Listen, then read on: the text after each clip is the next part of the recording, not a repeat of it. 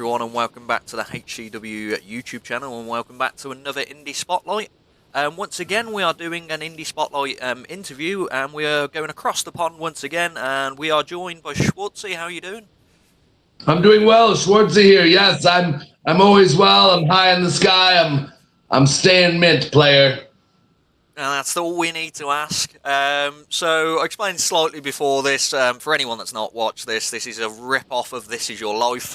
So we'll be going from how you got into wrestling all the way up until more recent events. We explained prior to this as well, you've been wrestling many a year, so we can't really break down everything because we'll be here for the rest of our lives. I'm a wrestler. I'm going to try to put myself over at every toss and turn, so... That's all we need to ask. We will be here. Yeah. So, what was your first wrestling memory? Like, how did you get into wrestling? How did I get, involved in wrestling? What's your first memory that kind of you... Like a lot of people, like watching Hogan, for example, stuff like that. Yeah, when did you first? Gotcha. Yeah. Randy Savage. Always Randy Savage. It's always been Randy Savage and Mr. Perfect. They were couldn't take my eyes off them. Everything they did was just, hey, no pun intended, perfect. Yeah. But everything they did had so much finesse and showmanship. And I've always been a fan of the undercard and the guys you don't push and the low stock. Yeah. So I've always, the Hogans never appealed to me. I get it, but and they're necessary. But I'm a fan of the workhorses. That's exactly what I was thinking then. The workhorsemen, like your Perfect, your Savages. For anyone that watches these videos, each outro of every video is me doing a terrible Macho Man impression. So that's perfect. But how did you kind of decide that you wanted to do this? So I was always looking to get into wrestling for a minute. Yeah. And nothing ever came to fruition where I was. And when I went to college, I ended up running a nightclub, and I ran into somebody that could throw a wrestling show, the old-timer Jeff King. And we got to talking in this coffee shop, and he said to me, do you want to be a wrestler? It sounds like you want to be a wrestler. And I said, I absolutely would love to be a wrestler, but how the hell am I supposed to do that? That's silly. What am I going to do? He said, well, I have a wrestling ring, and I have access to some people that can help train you. And one thing led to another, and I never left after day one of training and I trained in a cornfield. We set up a ring in a cornfield in the beating sun. And old-timer Jeff King, he trained me well. Frankie the Face trained me well. They took care of me, and then after that I was trained there, and I went to the Rage Dojo over at the House of Truth, which is American kickboxer, responsible for gentlemen like Drake Younger, Scotty Vortex, Apollo Star. So I was advanced trained by American Kickboxer. I don't tell people it because you shouldn't have to tell people that you're a badass if you're a badass. Yeah. But I know a thing or two about a thing or two. I just I've been around some real bad motherfuckers. Yeah, like it's iron sharpens iron, isn't it? It's kind of like if the harder you are, the harder you fall. How long? When did you first start training? When do you know what year that was, roughly? It was around 2006. There you go, and that's why we said at the start, like if we discussed 18 years of your career, we'll be here for a while.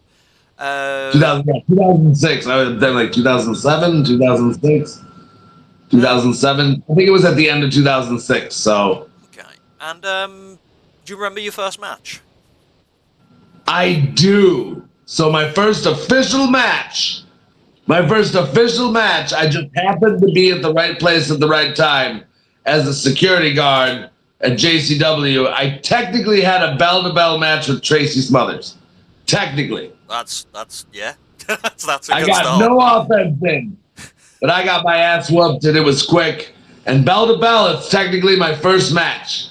But my first match on a card where I did my thing and I properly prepared myself as a professional wrestler was with Frankie the Face at EWF for Jason Maples, who now runs Heroes and Legends. Everybody's worked for Jason Maples in the Midwest. He's every area has that promoter. Everyone's worked for this guy. That Jason Maples is one of those promoters. Everyone's worked for Jason Maples. I got a lot of my first work there. Cut my teeth at EWF, and then yeah. Okay, and you were going by the Hebrew Hammer at that point. I was. I have a bit of the theatrics in me. I have it in me. I'm a showman. Always have been, always will be. So at that time, everybody had a gimmick. I'm for realsies, shoot, whatever, however you want to say it. I'm Jewish, or really kind of was at the time. That's a story for a different day. And they told me to embrace the comedy, embrace the Judaism. That should be my, nobody's doing that. Yeah. And they weren't wrong, because I was wrestling. If you have a good gimmick in wrestling, I'm telling you, I got to do some things that I wasn't ready for. I was very fortunate. Got to wrestle a lot of cool dudes, but it was really thanks to having a cool gimmick. Oh, that's great. And you said, from starting off, I don't think many people can say that one of their first matches is against Tracey Smothers, of all people. So, God bless Tracey Smothers, yes. Yeah, that's incredible. And then you've wrestled for a few matches under the Hebrew Hammer, mainly against Frankie the Face. And then you moved on to trying to change it to Scotty Nice. No, that was a rib. I never actually wrestled under that name. Never. Ah, fair enough. Because I saw, because you big mentioned rib. the legend himself. How was it wrestling Jeff King at that point? I mean, Jeff King. To be broken into the business and working with Jeff King right off the bat is an advanced course in learning how to what we call work. He's just so good. Yeah. And a lot of you people now see the death matches, and he's really good at those. In a world where, I'm not saying there's not good deathmatch wrestlers out there, but there's a difference. And he's on the latter end of really good. He hold you on the edge of your seat the whole time. But he was working with legends, especially with his gimmick when I was breaking in. If you had Jimmy Snook on your card, if you had Greg Valentine, and he would just be talking shop with these old school cats. And he's just so good at his job, man. Yeah. I'm so lucky. In wrestling, someone can just take your money and tell you that they make you a wrestler, and they're really not that great. But I had Jeff King, I had Frankie the Face, I had a whole team of people, and Jeff King was very instrumental in me being here. Yeah, and it's incredible. Look, you said a lot of people don't have the luck of having a lot of veterans or experienced people around them at the start, whereas you were having people like Frankie the Face, Jeff King, Tracey Smothers. So grateful. Yeah. Yeah. And so nice. Then I can see that you moved on. You were going under by Abraham Schwartz. That was also a rib. So Cagematch is known for getting that people. There's just a couple graphics going around of me with different names. But yeah. That again a rib. Okay, and then so when did you? So you've always been Schwartzy. When did that come about? When you full on get into it? So I mean, I went through a couple other changes. I did a long stint at IWA, and there I was fortunate to just embrace Joseph Schwartz. Yeah. I got to be a little more maniacal. I was very evil. It was a very different side of me. I embraced a very evil part of myself, and we ran a faction called the Bomb Shelter, which later we ran a stint which we took even down to WWN when they were still a feeder for WWE. We were running the Bomb Shelter as a time travel group. We had moved to the sci-fi, but it wasn't until pandemic. I was around before pandemic started. I was kind of gonna quit wrestling. I was not interested in the scene. I love the act of wrestling, but what was going on around me just didn't appeal. And if you don't have a good attitude, you know, maybe it's time for me to go. You know, let everyone enjoy themselves, I guess, if everyone's having so much fun with it. But I didn't want to bother anybody anymore, and I was thinking of quitting. Pandemic hit, everything shut down. Wrestling got a major reset. I took time to take care of me. I went on, you know, a very spiritual journey, and I found Schwartzy inside of me, which is genuinely me. This is the most me I've ever given everybody. I let it all hang out, for better or for worse. And for some reason, what I'm giving the people speaks to them. It connects. They like it. I mean, there's people that are investing in what I'm doing, so I must be doing something right. But for some reason, what I'm doing connects with people, and I just get to be me. Yeah, honesty is like, people will connect most with honesty, don't they? If you are you, then they're going to connect with it. It's true. We've skipped quite far ahead, so we're going to bring it back a bit. The Kosher Club. Oh my goodness! What's better than one Jew? What's better than one Jewish wrestler? It was two. That was the theory. It was the theory, and we wow, what a fun time that was. Yeah. And how did you come together? So we were two wrestlers from West Michigan who lived in Detroit, and we, Sean and I, were lumped together, and we just kind of kept talking. We had a good time tagging once. We dressed him up like he was Jewish, and I converted him for the night, and he was my heel ace in the hole. And we had the same goals, and we had the same aspirations, and I had connections at places very quickly. I'm just really good with people. And I had a car, and I was willing to leave the state of Michigan to go to other shows. And we were fortunate enough to go to IPW Insanity Pro Wrestling down here in Indianapolis, where we were afforded a lot of opportunities, very young in our career. Wrestled people like the Irish Airborne. We wrestled Chuck Taylor. We wrestled Ricochet, Tim Donst, John Moxley. You know, what a gift that was at such a young age in the business. And the Kosher Club was a very, very fun time. Yeah, and you did. You were very successful as well. You won titles for POG, the NWA territory. I think it was like the 0-1 USA. Yes. How was it carrying titles like that, especially with the NWA name underneath them? That was really cool back then because, you know, there's not a lot of places. There was no AEW. There was so NWA affiliated places were pretty cool. One that was really cool was on our first night. We won the Heartland Association Wrestling, the Heartland Wrestling Association tag team titles. Yeah. And Heartland used to be, I mean, there's a lot of history in that company. It doesn't run anymore, but that was a really cool thing as somebody who used to get Ohio Valley tapes, you know, way back when, VHSs at the end of the month. that was cool. We got to do a lot of cool things. We got to wrestle Demolition. That's incredible. That's yeah, that was really cool. What year was that around with Demolition? I want to say that was 2008. Yeah, I can say it. Yeah, because that's incredible. Like sounding like not a lot of people, especially when you said around the period of people you enjoyed were like your Perfects, your Savages. You know, it's not Kosher Club, but when I was at the bomb shelter, I mean, we wrestled. We got to wrestle. Shit. CTE is a real fun one. What is it called?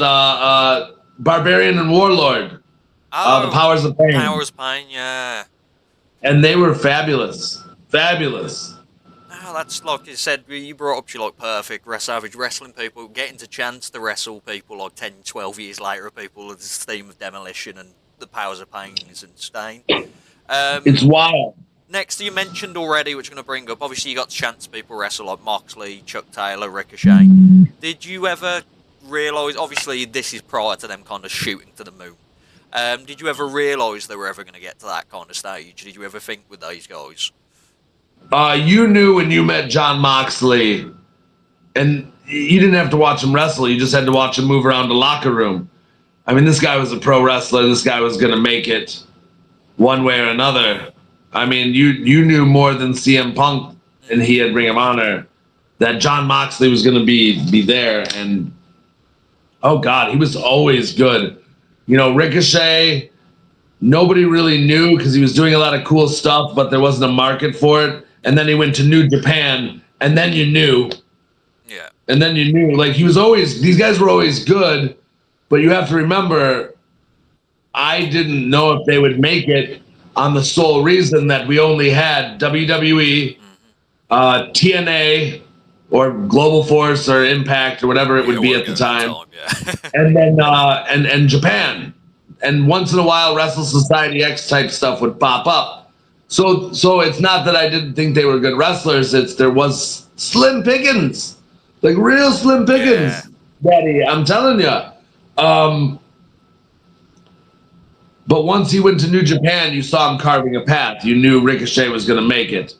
And then you've got other guys. Once AEW popped up, you can say, okay, these guys can absolutely have a shot. But pro wrestling's a fickle bitch. Some of the best pro wrestlers will never make it to TV for whatever reason, because it just goes the way it goes.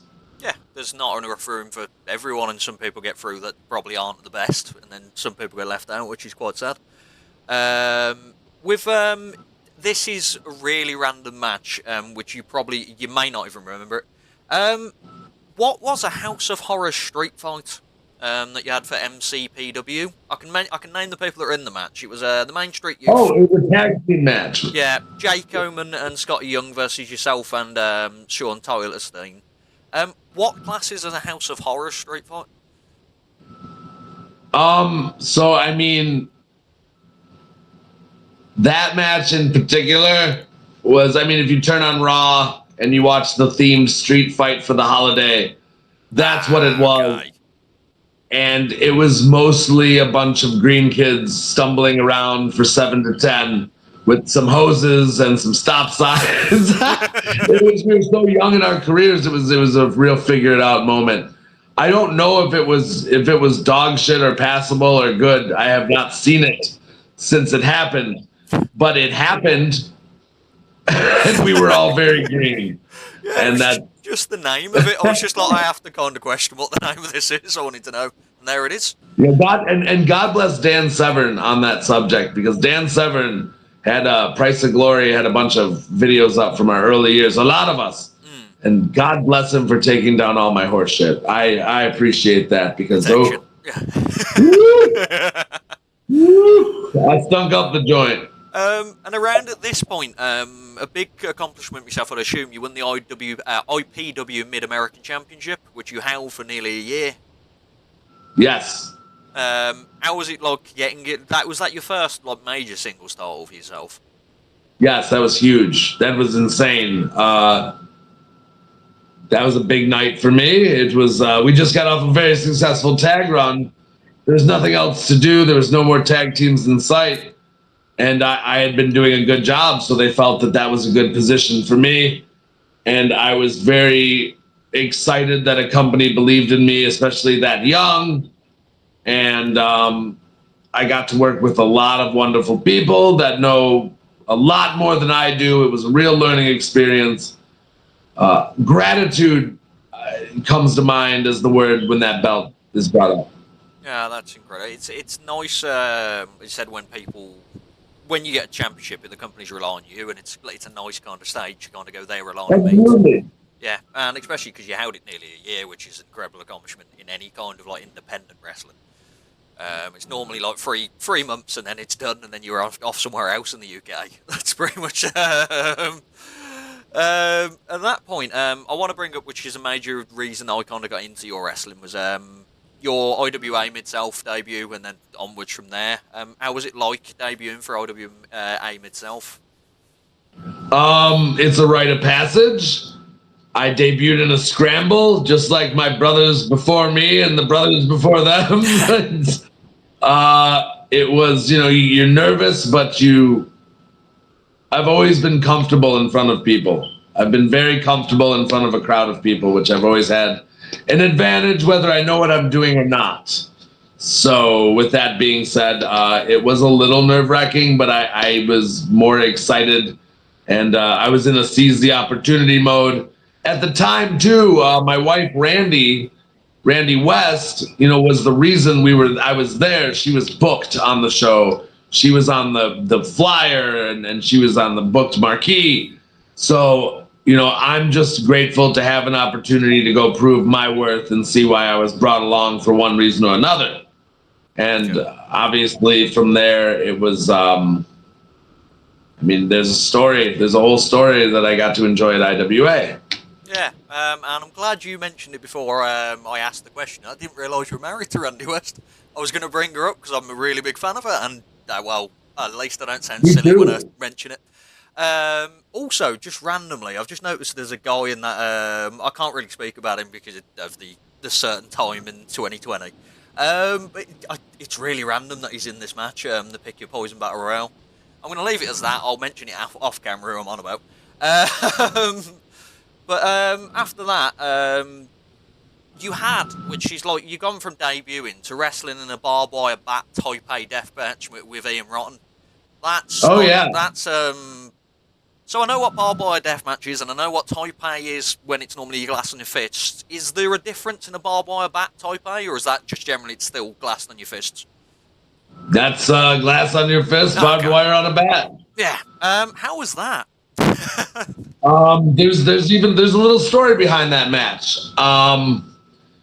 Before people went on Facebook and put their lists up and asked for matches and said that this would be a banger, and I'm not against that if it works. Whatever works. Before people were doing that, I put up an emotional post because I was going through a tough time. I was working a lot. I didn't feel like I was getting back what I was putting in. And I frustratedly but professionally wrote a post to the degree, the next person that takes the chance on me, I'm going to make them a lot of money and I'm going to do right by them. Ian Rotten called me an hour later. Said, kid, you already worked for me. I've got an opportunity because somebody dropped out of the Taipei death match, and you've never done a death match before. And I said, no, I have not. But I ain't no bitch. I'm a well-rounded wrestler. At this point, I know how to work. I've been doing this a long time.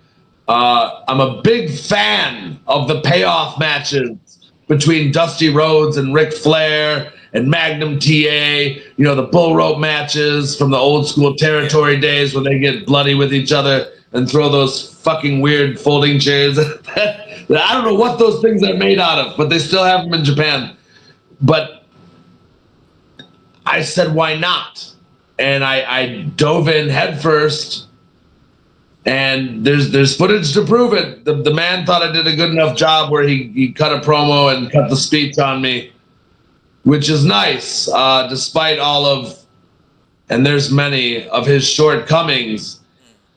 Ian Rotten always had an eye for talent. It's the one thing that, you don't have to be a good person to do, but he had an eye for talent. He had an eye for who was next. He had an eye for people. So when he spoke kindly of your work in a public forum, it held weight. Yeah, and it seems like you liked the deathmatch scene because you continued with it. It's not. I did. I had a really good one with Dale Patricks shortly after that. Yeah.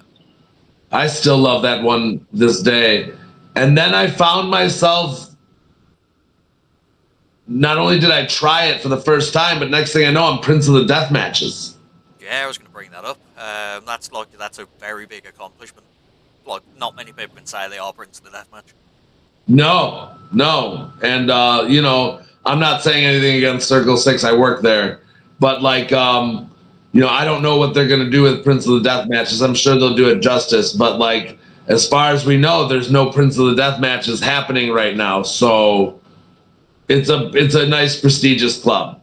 Yeah, especially the people you defeated to get to the final. You beat like Dale Patrick, as you mentioned, JJ Garrett, Jeff King, which so it wasn't like you took it light.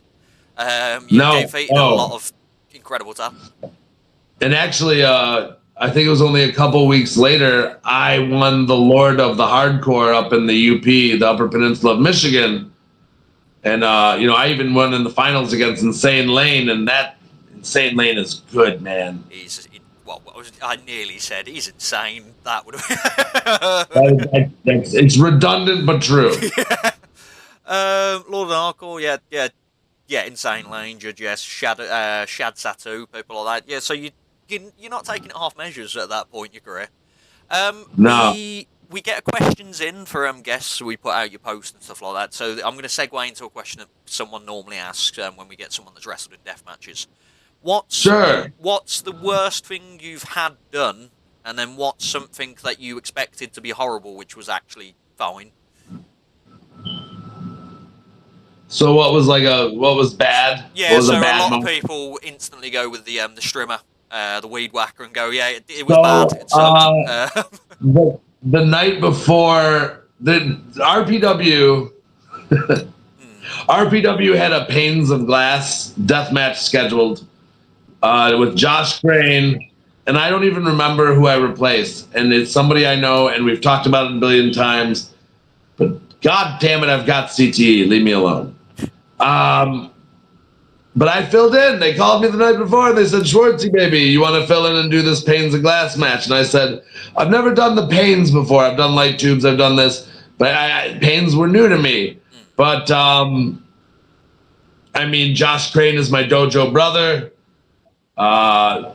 It sounded, I don't sleep on opportunity when it comes my way. You don't beg to the sky for opportunity on a regular basis, and then when it comes to you, you poo-poo it. Yeah. So I did this match, and I love this match. This is probably my favorite death match, or at least one of them. However, I was so horrifically cut up by these pains at the end, and the way they were pulling out chunks of glass, in the way that, I'd do it again, no problem. But it was new. And I was cut the fuck up, up and down my arms in a fashion where there was like chunks of glass. There's still chunks of glass to this day in my elbow that I have to get extracted. Yeah, I just don't really have time. But it was insane. And that would be the worst experience in a death match, but it was one of my favorite matches. Okay. Glass panes, before you move on with that. It's like a random lottery. Obviously, I've never been in a death match. It seems like a random lottery. You'll have one person that will go through a glass pane and they don't even get cut. They're fine. And then you get someone, for example, you've mentioned, go through and you cut to ribbons. It's such a random lottery. It is. It's Russian roulette with glass. And I've seen people get the tempered glass and it doesn't even break sometimes. You can even do, everyone knows that there's certain types of tubes and glass that we use, but the room for error on those, it's real. I've seen a tempered glass. Just Randy was in a match, just getting slammed back and forth on this thing, and it wouldn't break. And it's just like, to hell with this thing, threw it out.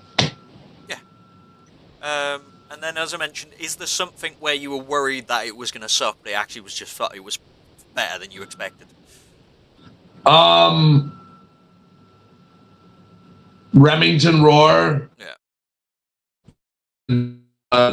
The mission driver out open Chicago, him drive the top of Chicago, through me the pane of glass and the door. I was worried, but at the same time, he's so strong. Remington Roar is so strong. He's a strong boy.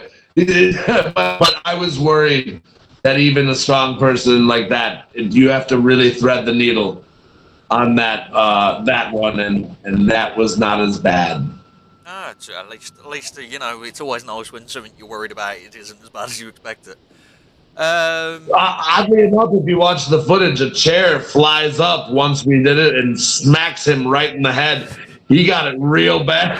He got it real bad for no reason. Oh, it's funny. You mentioned it. It's Mick Foley mentioned. You remember obviously when he got slammed through the cage, And he went, the chair just dropped Sure. on his face, and he was like, I didn't expect that at all. It just Oh, dreadful, man. It's awful. happened. When you're not planning, it just happens. It's the worst. You don't need that. Yeah, you don't want that in your life. And Here you go. then I noticed in 2015 a wrestler I'm a big fan of. You got to wrestle Rhino. Oh yeah, I've wrestled Rhino a couple times. What a gem. What a good human. Love Rhino. Yeah. Love his spear. Very critical of people's spears. And I love his spear. I love Rhino. Rhino's a good dude. Yeah, he's a very sound dude. I did a seminar with him in the UK, and he's intense, but he knows what he's saying. And if you respect what he's doing, he'll respect you. He's been around every major company in ways that they've made major money. He knows a thing or two about a thing or two. And he actually runs his own company in Detroit, in the Metro Detroit area. And it's called IWR, Insane Wrestling Revolution. And I don't work there or anything like that. So like, you know, I'm putting it over because it's genuinely a good product. And I don't waste my ad space. But it's a good product. He's a good mentor and a teacher, and what he's got over there is wonderful. I wish his stuff was on like TV or something, like he had a little bit more access, but Rhino's a smart guy. Yeah, I wasn't even aware of that, that he had his own company, so I'll check that out. Which is a shame because like if you know he's got a credible name, more people should know. Yeah, exactly. Like especially someone like Rhino, I expected to instantly know, so that's insane that I wasn't aware of it. Yeah. You picked up that promotion that you faced Rhino, and you picked up the main title there as well, the UPW title, the Heavyweight Championship. You had 2 runs with that. Did you have to vacate it originally? So I noticed it, from what I can see, you didn't lose it the first time. You just it was suddenly just not on you anymore. So weather is a bitch in the Midwest of the United States, and where they are located, it was not easy for me to get to their some of their shows for a little bit till I got back on track. Yeah. And sometimes you have to make a decision that it'd be selfish for me to talk them into letting me keep their belt when they have qualified wrestlers there every month. And if you really believe that you're a top guy, you will find your way back. So, you know, that was the theory, is I have to be responsible and let them know I can't make it. But sure enough, my first time I came back, they put the title right back on me, which was a huge compliment. But you can't hold that stuff hostage because it makes you feel good, because it makes you feel like a wrestler. I'm not there. There's people that are showing up. They are the best of the best of who's at that promotion right now. Not me, because I didn't show up to work. But yeah, as you said, like, the title come back to you, and they did. You defended that title in a tournament as well, which is insane.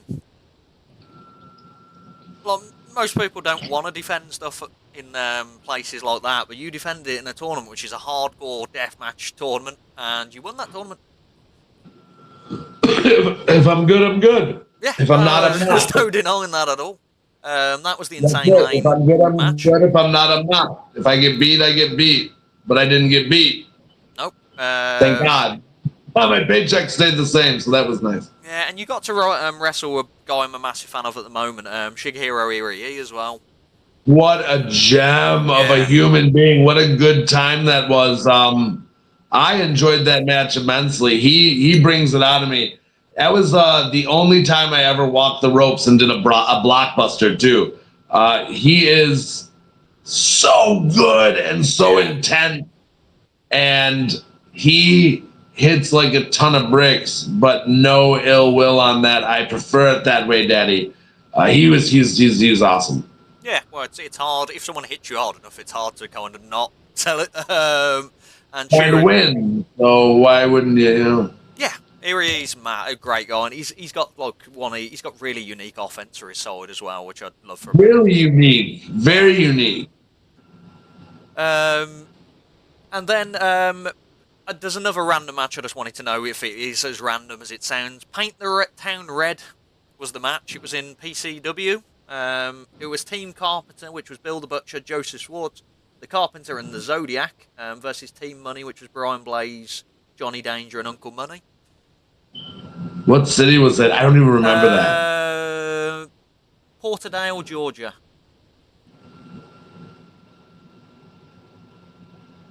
If you don't remember it, don't worry. I don't remember it at all. It's just the term paint the town red. I was just wondering what that even means. I'm assuming it's just a lot of blood. I imagine that it was a street fight atmosphere, and there's probably no sauce involved. Oh God! A man that's wrestled as many matches as you can't. I don't remember that match. Period with the T. You were there. I was. There in spirit. I was there in spirit. I would say I was there mind, body, and soul, but there was body and soul. Not really my mind, I guess.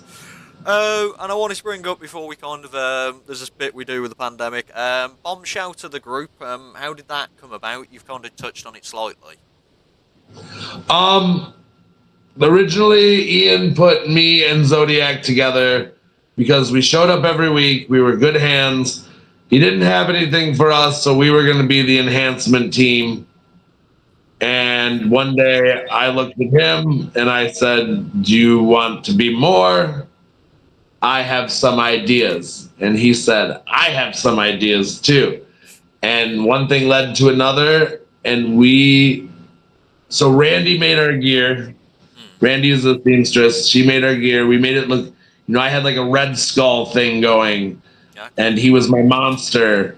And we created an underground group, a militant underground group that didn't really like how the world was being run. And unbeknownst to everybody around you, the apocalypse is here, actually. It just doesn't look the way everything's described it.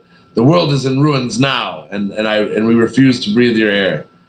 And we had an underground militant group, and it was so interesting to people. I was such a monster. I would say the most horrible things. I was on a different level of thinking as a heel. How's a way to put this? Normal bad guys would try to say something to make you boo them. I would get people to say things you shouldn't say out loud and then call them out for saying it out loud. Yeah. Like I would wear pigtails at one point because I'm in Kentuckiana. It's pretty bumpkin. And I would goad people into homophobic comments, and I would spend 2 minutes just rattling off why they're bad people for making homophobic comments. And I would bring out the worst in you and expose it. And then exploit it. Yeah. Yeah. Because I can wrestle, but everyone was a good wrestler at IWA. You had to have something different. So I was going to be maniacal. And we had this incredible run. They gave me Billy Gunn one night. I got to wrestle Billy Gunn. That's insane, yeah. Yeah, we were so evil. Axel Rotten said the nicest things about how evil we were, and would give us such wonderful critiques. Bomb Shelter was such a wonderful thing, and the evolution of it becoming a sci-fi property was even successful. Yeah, and there's a lot of underrated people that are in that group. You've got people like Satu Jin, Randi, you mentioned, and Thunder Kitty, who I love. Love the character. Yeah. Very underrated people. It's amazing what happens though when all that talent comes together and it's hungry. It's genuinely hungry to do something. Okay. I literally was slated to wrestle Billy Gunn, and I looked him dead in his eyes, like this. I'm gonna say it's a struggle. And I said, "There's no way that I believe I can kick this person's ass. I need to bring somebody ringside with me." And I looked at Zodiac, and Zodiac had a match with Abyss later in the night, so he was tied up. Yeah, that's. And I looked over at Kitty, and I was like, yes, yes, yes, yes, yes. Because Thunder Kitty's a menace. Yes. She's so fucking funny. She's a menace, but she was lovely to have as my manager for the night. And how was it like? We might as well mention how was it like wrestling someone like Billy Gunn? He's huge. You literally have to like. You start at the bottom and work your way up, even if that's not how you planned everything. Yeah. He's so big. He is a stud. He's insane. But he's a total pro. He's an absolute pro. He's a wealth of knowledge. Now, there's a guy who's been in every major company during money-making eras. Yeah, and you got to mention, you were wrestling when he was 52. The guy is still physically, like people who watch AEW, physically, it's stunning. The guy at 60. Specimen. Absolute insanity. So what we do around at this point, obviously people are aware the pandemic happened. So we kind of go away from the wrestling slightly, and we kind of figure out what Schwartzy does outside of the wrestling slightly. So are you a kind of music fan? I am. What kind of music are you into? So I like a little bit of everything. I like EDM, classic rock. Not too much country, but I like bluegrass. Just whatever floats my boat. I don't really. Yeah, I love oldies. Big fan of oldies, 50s and 60s. Okay, could you? We get a lot, but it's kind of an on-spot thing. Could you kind of compile a list of your top 3 artists / bands, or your go-tos?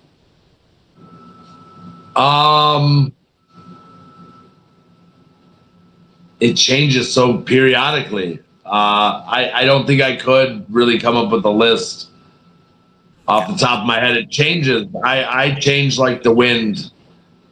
Good Lord. I'm a bit okay. So in my top list for sure is Lindsey Sterling. I'm a huge Lindsey Sterling mark. Yeah. Something about the violin moves me tremendously. Golden Earring, that's the music I come out to. They sing Twilight Zone. They're definitely in my top 3. So there's 2 right off the bat. I don't know. I don't know who the other one would be. Oh, you said that's what I like about people. Some people kind of stick themselves in a box and don't listen to any other music, and I feel like that's quite sad. Whereas if you enjoy everything, because I worked for a company called HCW, so a record store, so I was around music all the time. So I'll listen to stuff like Lindsey Sterling, but then I'll listen to Disturbed. It's kind of, it's a big mixture, isn't it? Yeah. Lindsey's probably number 1 in my world. She's amazing. I saw her twice this year live. There you go. Then, well, if you've seen someone twice within a year, definitely your top 1. You a big movie fan? Huge. Love me some movies. What kind of genres kind of like you go to? So I'm a big comedy mark. I love to laugh. Big on laughter. I mean, obviously, if you've seen the bit, I love to laugh. I love to make people laugh. Love that shit. I also, I love espionage. Some espionage stuff. Yeah. That's pretty solid with me. Mystery. A good old fashioned shitty cheesy action movie. Huge on those. Like your Arnie kind of style. Yeah. Schwarzenegger, Stallone. Oh yeah. I love bad movies too. So I could watch Steven Seagal's Dumbass all day. Steven Seagal is the only man I've ever seen that not get hit in a film. It's insane. That's it. Like he's so bad. I love it. We literally stayed in New York a whole extra day because Casanova Valentine had convinced us to sit around and watch shitty Steven Seagal movies, and we obliged because why not? It's incredible, like the storyteller of Steven Seagal. He's got such an ego as a person that you can't. You'll have a monster villain that's killing everyone, snapping people. Did you know he's got music? I've heard. I've not seen it. Oh, but you haven't heard if you haven't heard, No. Daddy. Brother, it's so bad. It's amazing.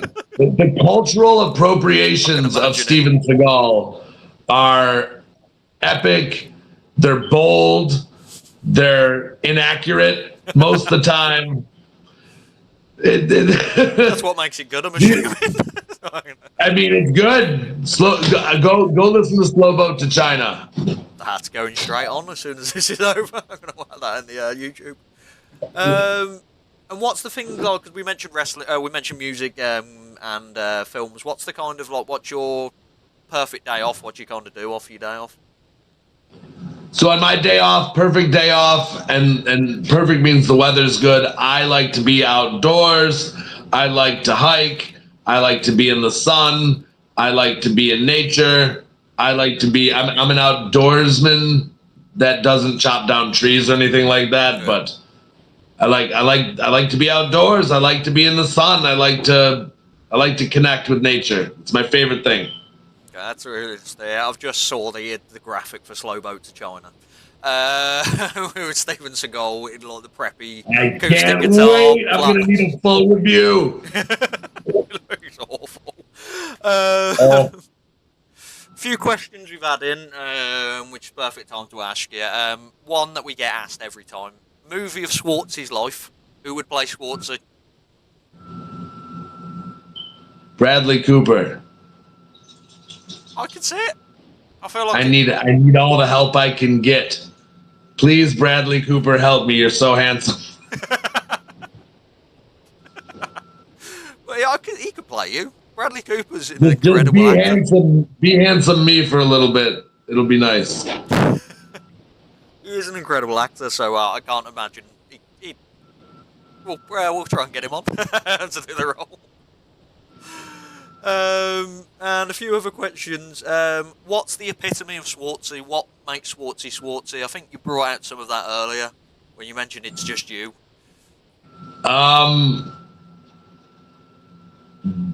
Authentic, being being unapologetically yourself, but being conscious of people around you. Just vibing with like it's getting along while maintaining your individuality. That's all you need, and you explained earlier it's all about honesty. That's where the people connected. I came up with this theory, and it's not a theory, I guess it's whatever you want to call it. Honest conversation yields honest results. Yeah, because it becomes shady if someone lies and the other person lies. It becomes a shady area. So yeah, as you mentioned there, and then the last question before we kind of go backtrack into wrestling. What's a Schwartzy pet peeve? What's something you just don't like? I don't like being poked. It sets me in a whole direction, like a chest just poke. poking me. Yeah. Oh, hate it so much. It's a genuine like pet peeve. So you never do the finger poker, though. So in wrestling, it turns off. I'm a whole different being. I can separate that for some reason. If you did it in a wrestling match where you're poking me and getting in my face, I'm fine. If we are outside of a wrestling match and somebody pokes me, it's what the fuck's your problem, man? Yeah, I don't What's your malfunction? In the UK, It's so rude to me. Yeah. To poke someone with I don't know why. Everyone has their shit. So I guess I'm really pulling back the curtain. I don't like hit puppies or anything, but if you poke me, I get real sour. Yeah, I think it must be a US thing. There's not many times that I can think of someone getting poked in the chest UK-wise. There's the good old shove, but I don't know, like, you can't do your poke. It's kind of a Karen thing. That's the kind of thing I think of when someone pokes you. I mean, yeah, it's so rude. No, it's not. It's not nice, is it? Well, someone shouldn't touch you in general, even if they're making a point, let alone. Yeah, I mean, yeah, but that's the worst version of it to me. No, it's understandable. On HCW, we've got something called a six-pack challenge, which is pretty much I'll mention six people, and you can mention a story of them, or you can tell me you hate them, or something nice. Yeah, it could be you just say a word and we'll move on. One of them was Randi West, which you've already pulled the curtain back to me. She's your wife. Yeah. So, any fun stories about your wife? Yeah, I mean, so we got married in Colorado at a festival that we wrestled at. We wrestled for this thing called Bongathon. Yeah. It's a marijuana festival in the beautiful mountains of Colorado. It's literally 9,000 feet elevation. Some of the most beautiful land you'll ever be on. And after we got married on our honeymoon, I wrestled my first. Well, not my first, because I wrestled one in my second year of wrestling, because the ring didn't show up. But first, like deathmatch style, no ring deathmatch, and I had it against Randy on our honeymoon. Perfect. Perfect, honeyman. Love that match too. Love it. That's like wrestling in a nutshell there. Next up, Jake Christ, which I've seen you've wrestled a lot. Jake Christ. Yeah. Beautiful man. Love Jake. Jake has given me a lot of advice in my career that I use to this day. He's always looked out for me. He's always been cool to me. He's never, when he gets success in his life, he doesn't treat people different. Love Jake. Talented. Super talented. Incredible athlete. When I saw him in Impact, a lot of that. Mickey Knuckles. Aunt Mickey, love Aunt Mickey. I've known her forever. She's it's nice to see her come back and have the run she's having. Some people get detoured. Wrestling is it takes a certain animal and it can scar you and it can leave you with emotional damage and all that good shit. But she powered through a lot of tough shit, and she's on a run she deserves right now. And it's nice to see her out there, like, just killing it. Yeah, she's incredible. She was coming to the UK because I was going to see her, but she had to pull out due to some kind of weird stuff that was going on with TNT. So I was gutted about that, but hopefully she is coming over again. And hopefully you come over at some point, which would be lovely as well. So between us, for me, everybody has goals in wrestling. Everybody has their WrestleMania. If I do this, this would be, I could be done tomorrow and that would be solid. It has always been my goal to wrestle in the UK. Always. That is my golden ticket location. I've always wanted to do that. I could be cool being done after I've wrestled over there. Yeah, and the perfect time now. The amount of places that have popped up in the UK, not even just deathmatch scene, but there's a lot more. I love catch wrestling. I'm a big catch wrestler. You're gonna see me doing a lot of catch wrestling and pure rule matches this year as well, on top of my deathmatch schedule. So I would love to come over there and catch as catch can with some of the best in the world. Yeah, like it'd be incredible. And I said like a lot of companies popped up. He said like catch can's always been there, but there's a lot more deathmatch companies within the UK, which wasn't a modern thing. Places like Kumite is probably the big one where Gary J came over recently. Sure. Incredible raw talent. Final two, I believe. Three. Remington Raw. That man has grown into like a brother to me over the last couple of years. He is so talented, and he is going to be a big deal this year. This is going to be a very big year for him. And if you didn't buy in now, I mean, I'm telling you, the price is going up on a guy like that. He is incredible. Work ethic, always cheers for other people. I've seen him promise things in wrestling, and those people have gone back on their word of things he was promised. And he still sat there and did his job and cheered for everybody and did a good job. There's things about Remington Roar that I wish people knew, because we don't peel back the curtain that far. But he's such a good human, and he cheers for everybody, no matter what. Yeah, and he's got the look as well, which helps. Like the lucky Stud. psychopath. Stud. Yeah, like I'm a big fan of Remington Raw. Every time I see him within the US, incredible guy. Final two, we've got Neil Diamond Cutter. Neil Diamond Cutter. He remembered me when he went to Japan and brought me back a Hayabusa shirt. He's a good dude. Love Neil. Known him forever. You know, knowing the Hooligans, going back to the Hooligan days. I've known Neil forever. Good person. Always remembers everybody. And I worked with him this year. He's a joy to work with. He's a really outstanding professional wrestler. And I mean that in the complete form, because I know a lot of people know him as a deathmatch wrestler. But as a wrestler that's gotten in there with him, and I get to do what he does and hear how he moves and shakes, he's a really good, complete professional wrestler. And I knew that before, but I can hands-on say it.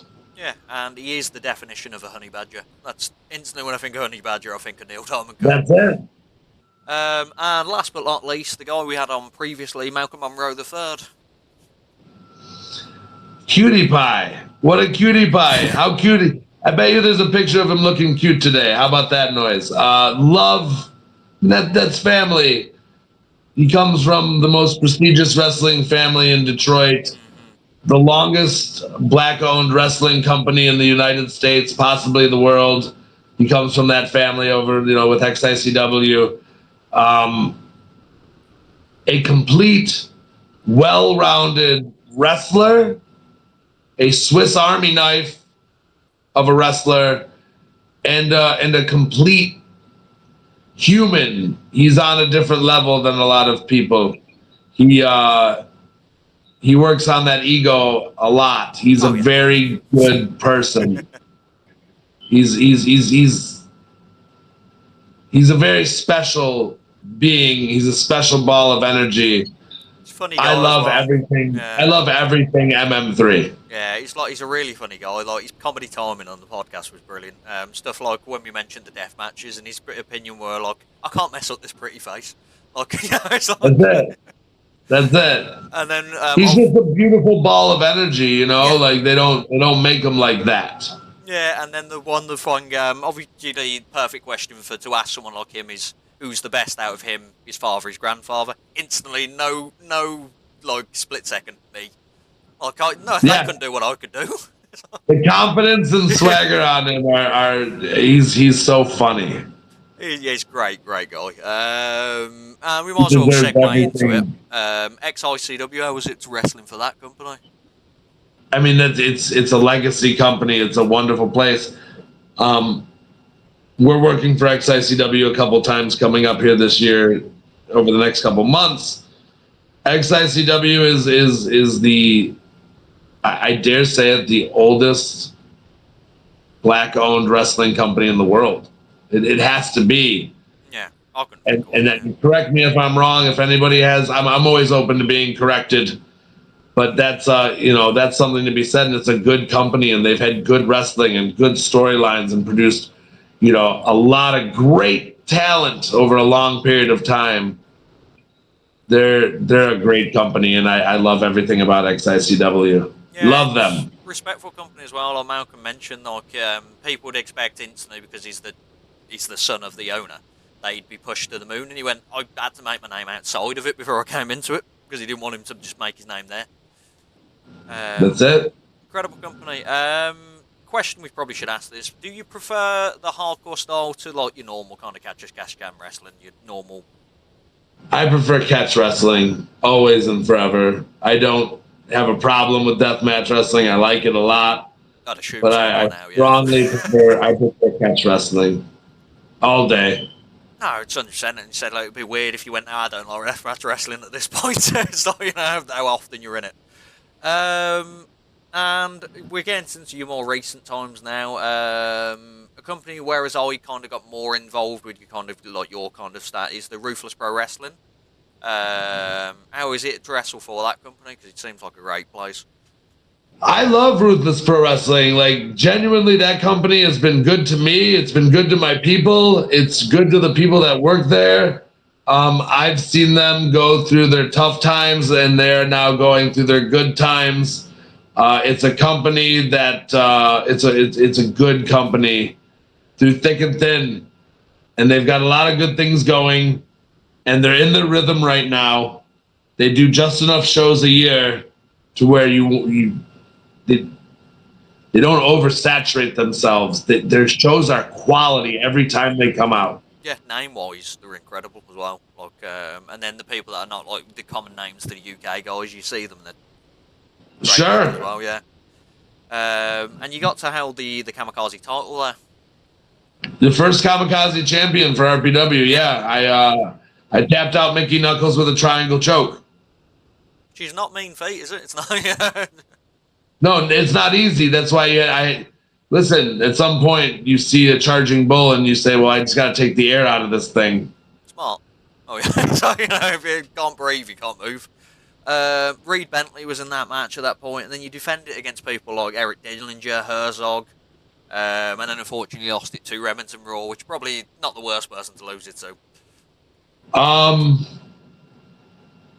It's never fun losing a belt, but for him to be the better man that day, there's no better man than Remington Raw. No. And you said like you will always go down as the first ever champion there. It's like unless he has like a fantastic run and has it forever, people always remember the first champion. If I have enough confidence in myself, I'll find my way back to it. 100%. And more modern days now, a match that I was really a big fan of, which happened in December, was your no-ring three-way death match with yourself, Malcolm Monroe, and Chuck Stein. Love that match. How was that match in general? Because it just looked like a blast.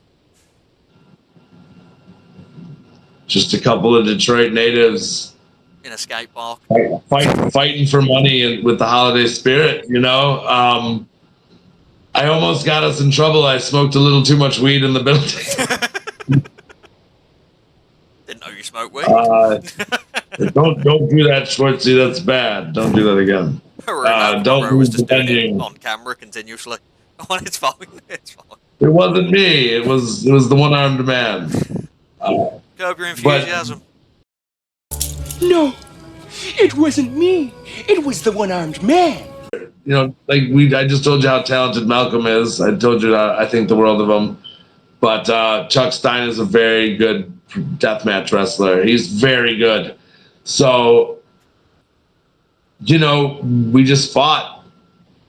That's all you got to do. You just got to go fight. There's no ring. There's just a bunch of weapons, a bunch of testosterone, and some money on the line if you win. So we fought. And there was a lot of respect in what we did, even if I did put a fruitcake in somebody's face. But with respect. It's the holidays. That's a weapon. Those are usually hard as a rock. I was surprised how soft it was. And then your most recent match, I can see here, you might have had more. It was a 5-way scramble for Circle 6. Oh, yeah, the 5-way scramble. Circle 6 was very fun. Very good time. Distributed 9 ounces of marijuana to the crowd. Because that's how Schwartzy rolls. That was a good time. And, Jeff King was in there. Briar Wellington. Mm-hmm. Randi West made a surprise appearance. Chuck Stein. It was all Detroit in that ring. It was a Detroit scramble on a Circle 6 show representing our city at Harpo's, which is actually a very legendary venue. The who's who of anybody has played there.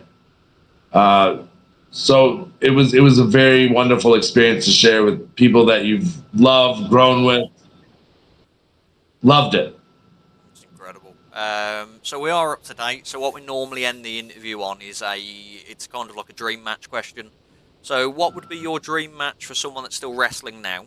And then what would be your dream match of someone that's either passed away or is retired? For yourself. Alive, I would like Nick Nemeth. That's great, yeah. Dead, Larry Sweeney. Okay. Can't remember. I've got to look up Larry Sweeney for a second. It's not coming to mind. Sweet and sour Larry Sweeney from Chikara. Oh, okay, yeah. Yeah, I recognise him now.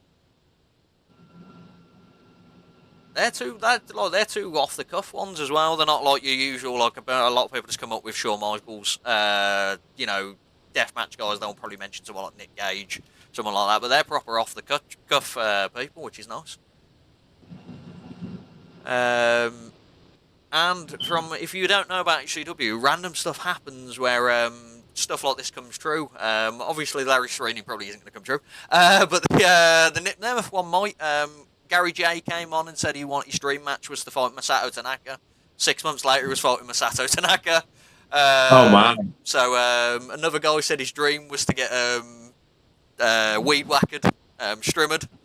Next show, he got weed whacked. He didn't enjoy it. He doesn't want to do it ever again. It was fighting a guy called Big Fucking Joe. I don't know if you're aware of him from the UK. Big time. I'm fully aware of him. Insane talent. Big Joe didn't weed whacker him once. He weed whacked him about 9 times. So, so we make things come true. So Nick Nemeth might happen. That'd be wonderful. So that's the end of the interview. Is there anything you'd like to plug? We've had your Instagram under your name for your whole show. Obviously, you're on Twitter and places like that. Yeah, you can find me on Facebook. Just look up Joseph Schwartz or Schwartzy. I have 2 pages over there. They both have the same information. I'm sponsored by Mint Cannabis. If you're in the United States, in Michigan, if you're in Illinois, if you're in Massachusetts, if you're in Arizona, stop by at one of the many Mint locations. Drop my name. They'll give you a discount on the spot for your THC products. Follow me on Instagram, as you see below. Follow me on all my stuff. I've got a lot of cool stuff coming up this year. I'm restarting up the podcast myself. We used to do a little podcast called Wake and Bake in the Morning. We're going to do something new, one to 2 days a week. We're going to be putting out a lot of content, working with a lot of companies, putting a lot of spotlight, and I'm going to be wrestling a whole lot of places, Daddy. I've got a whole lot of gas in the tank. That's incredible. So yeah, we'll be putting everything in the description for you as well. Stuff like YouTube, your Instagram, Twitter, etc. like that, so people can find you everywhere. So as usual, everyone else, like and subscribe to the channel. Comment who you'd like to come on next. We might just stick within the family and try and get Remington Raw on. Yeah, like and subscribe. Comment down below. Any future questions we can try and get Schwartzy on to just small posts. And that's it from me. So thank you once again for coming on. Oh, it's my pleasure, my treasure. I had a blast. That's incredible. And that's goodbye from me then, everyone.